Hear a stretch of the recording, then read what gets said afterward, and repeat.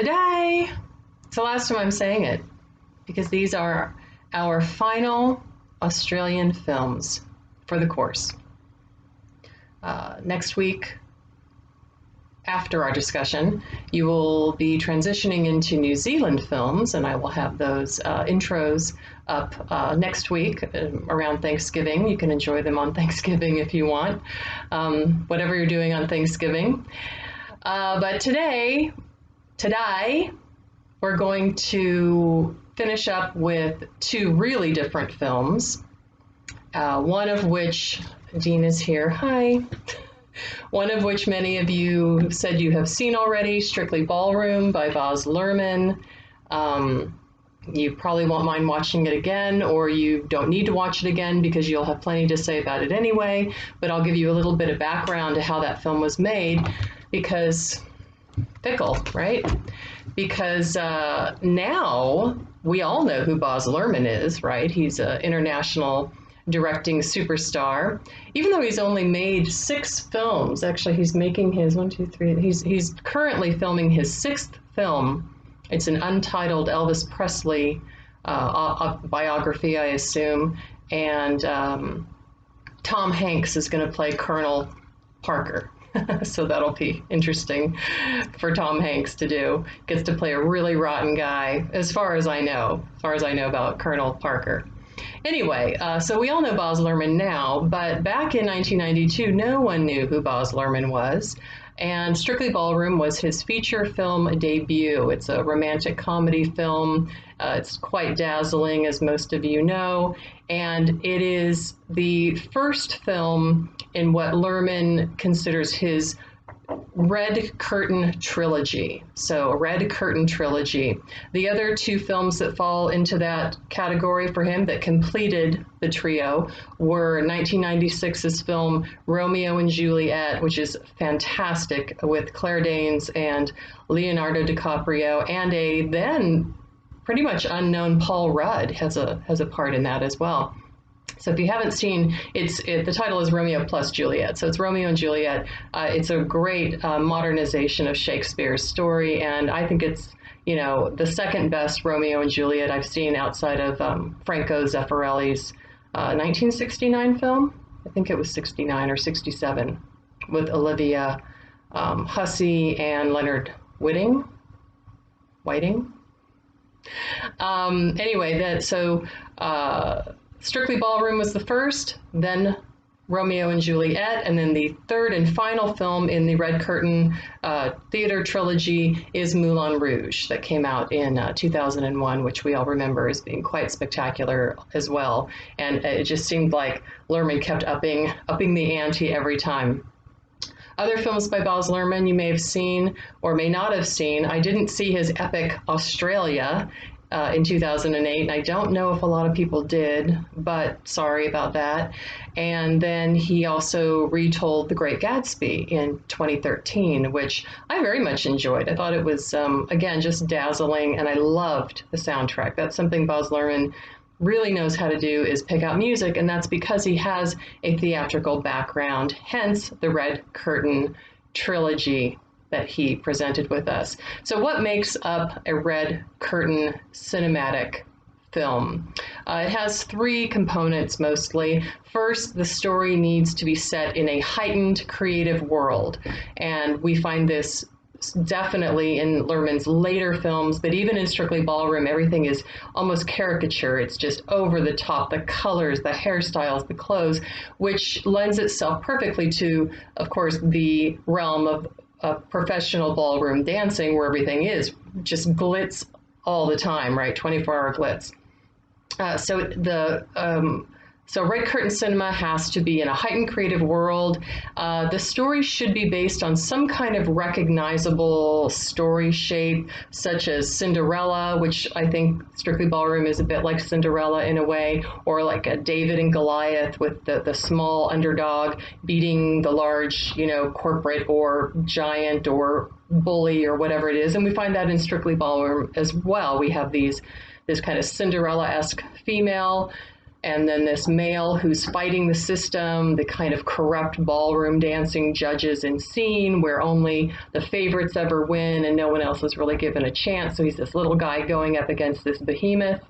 And then the third element of curtain cinema, red curtain cinema, is that the audience needs to know that it's watching something that isn't real. So the audience is never, the filmmaker's never trying to like trick you into thinking, oh, this is realistic. That's not important. And again, you will find that in Romeo and Juliet and certainly Moulin Rouge, which is completely, nothing is realistic about Baz Luhrmann's films, and that's great. They're these just artistic joyrides through style and substance and wonderful acting and terrific dance numbers and such. So that's what makes that up. So in our film, of course, there are also themes of artistic repression and battling against the odds, as I already mentioned.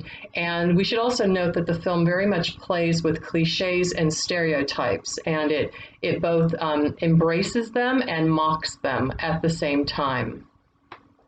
Strictly Ballroom, the story is based on a critically acclaimed stage play that was also written by Baz Luhrmann and produced for the stage in 1984. And this is way back when he was a student at the National Institute of Dramatic Arts in Sydney. So he and his fellow students decided they wanted to put together this story that is very much based, actually, on a lot of Baz Luhrmann's real-life experiences. Luhrmann had studied ballroom dancing as a child. His mother worked as a ballroom dance teacher when he was in his teens, and the story itself is inspired by the life of Keith Bain, who is one of Australia's legendary teachers of movement. And Bain created a comprehensive discipline in the study of movement and performance starting about in the 1950s, and he pioneered many leading and interesting dance styles and movement studies at the National Institute of Dramatic Arts. And pretty much all of Australia's luminaries of stage and screen who were born in or got their start in the 60s all the way up through the 80s were trained in some way by Keith Bain and heavily influenced by him. So you can throw like Cate Blanchett and a whole bunch of other people into that category. He was like the guy that you studied with. So we can see him in the lead character, Paul Mercurio. All of these elements thrown together from Luhrmann's life prompted him to try to create this story about the cutthroat world of competitive ballroom dancing.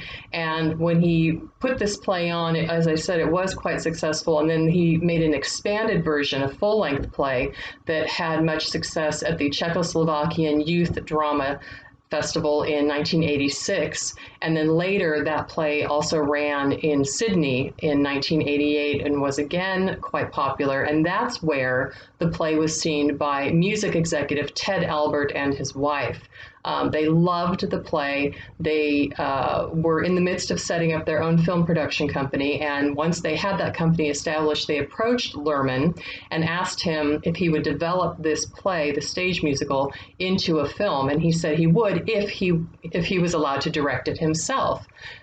They were fine with that, but unfortunately, we're getting funding for that kind of project with an unknown, first-time director proved to be quite daunting. And there really weren't bankable names in the screenplay, in the film screenplay itself. The only people that financiers would have really known would have been Barry Otto and screen veteran Bill Hunter.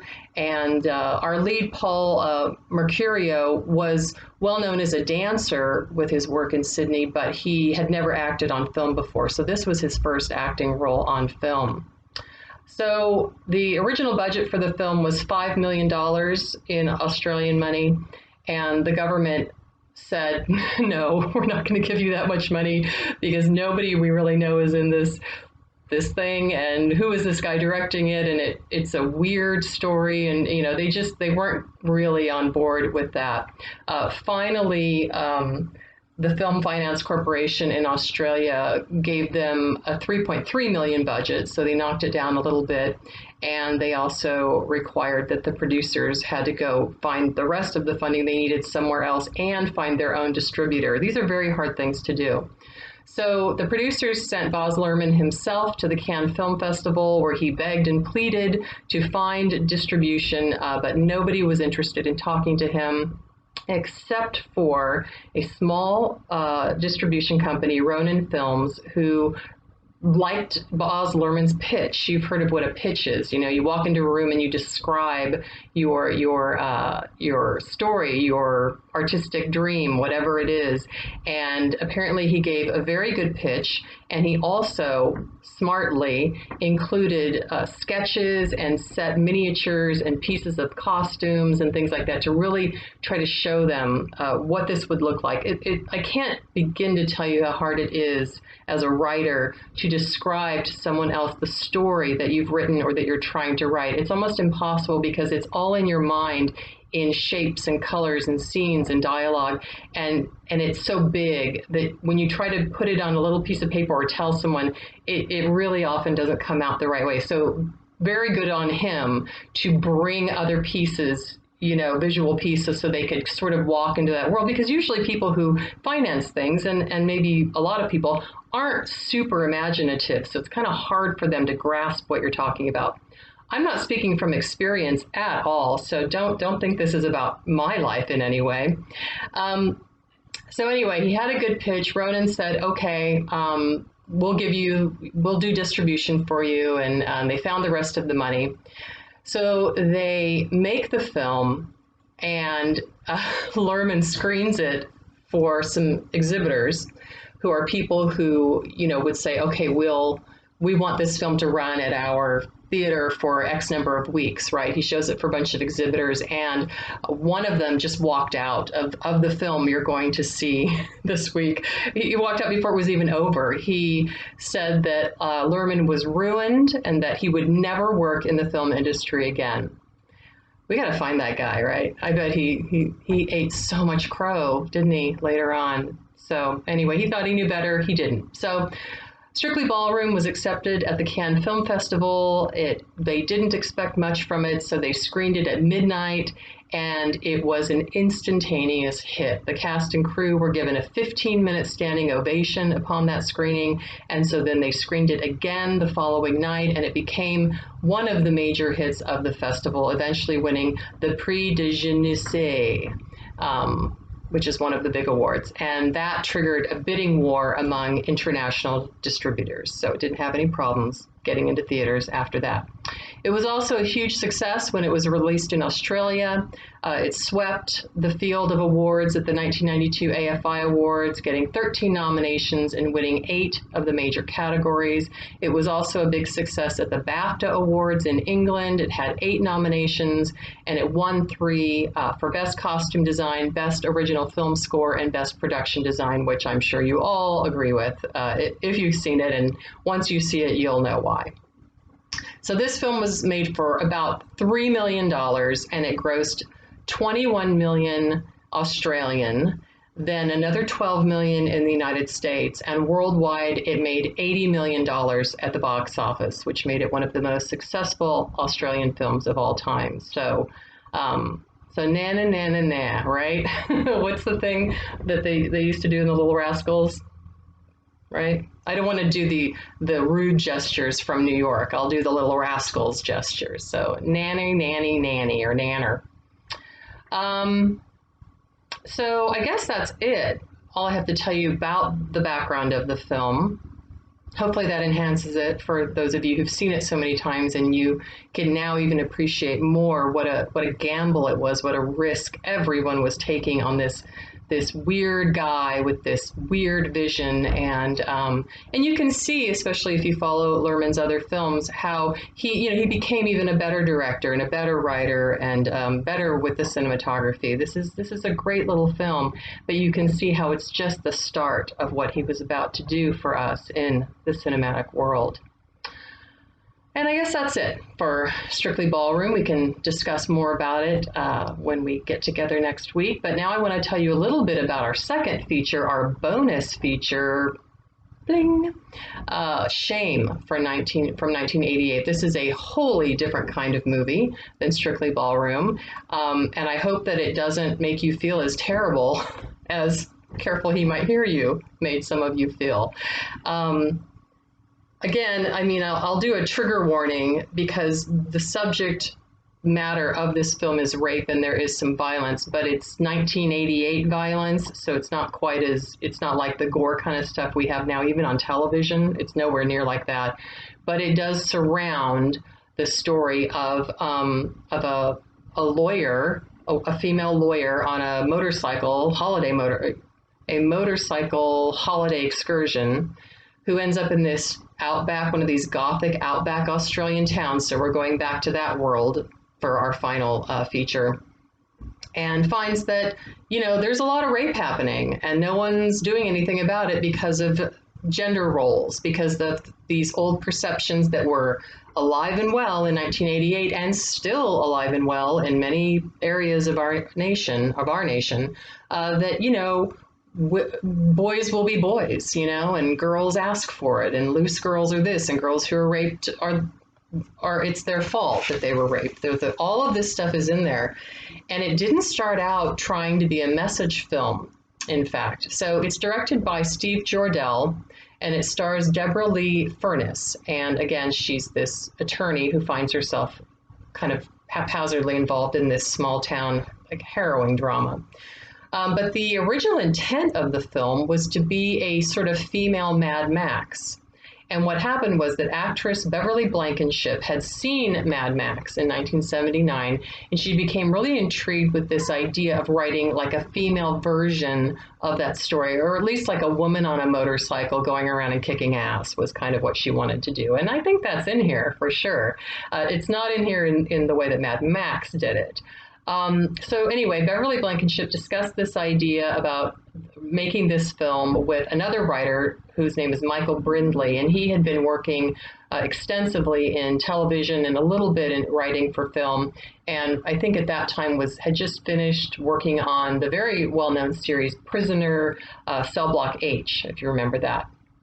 So they got together and started writing this script, and what they were looking for was a kind of a modern day Western.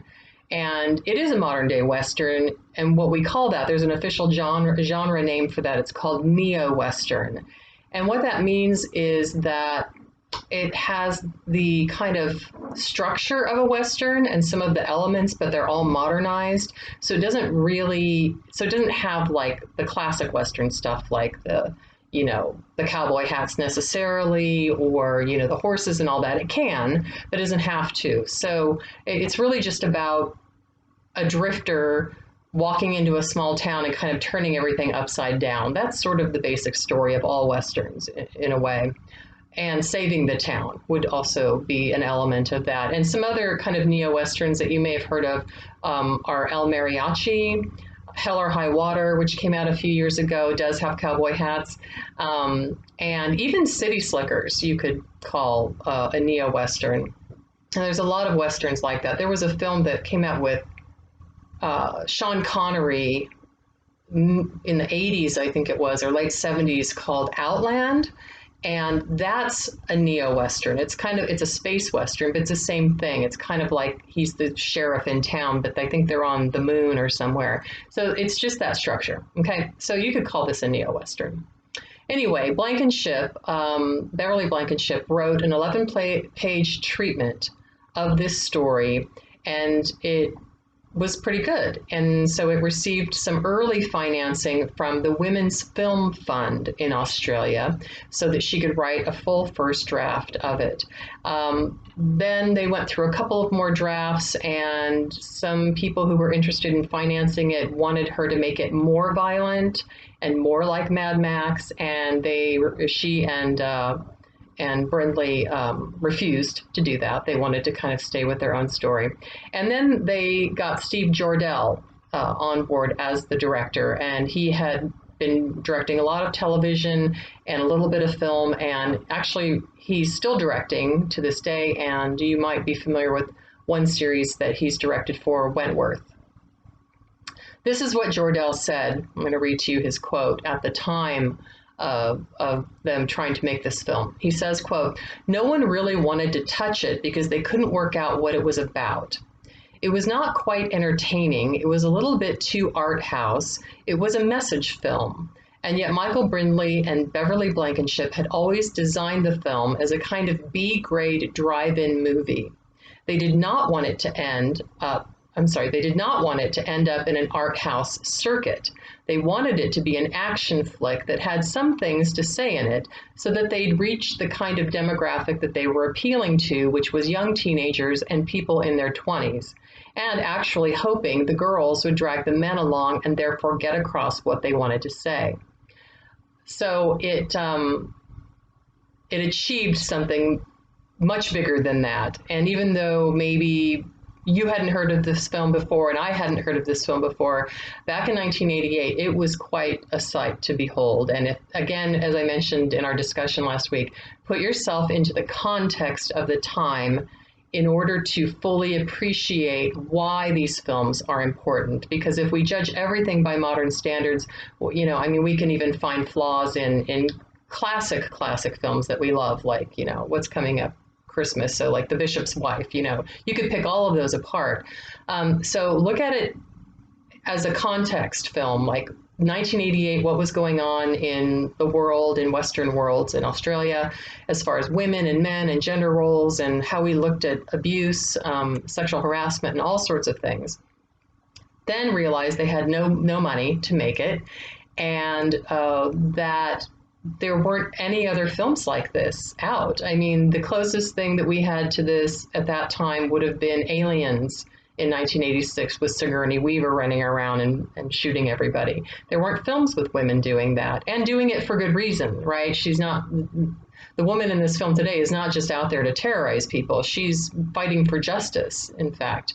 And so this is a very powerful film. When I stumbled upon it, as I was, I'd already submitted the agenda for our class, and I was just checking out a few more things, and I thought, I watched this film, and I remember telling you in the introduction to the entire course, I was just stunned. I was stunned at how important this film, I feel, is, and unusual, and I was so happy that I found it. So I hope you see it. I don't think it's going to give you nightmares or anything. It's going to make you angry, but you should be angry. And then think about, with the more narrow-minded way we were in 1988, how this would have hit. This would have been incredibly important for teenagers and people in their 20s to see this at the drive-in movie or in the art house circuit scene, wherever they ended up seeing it.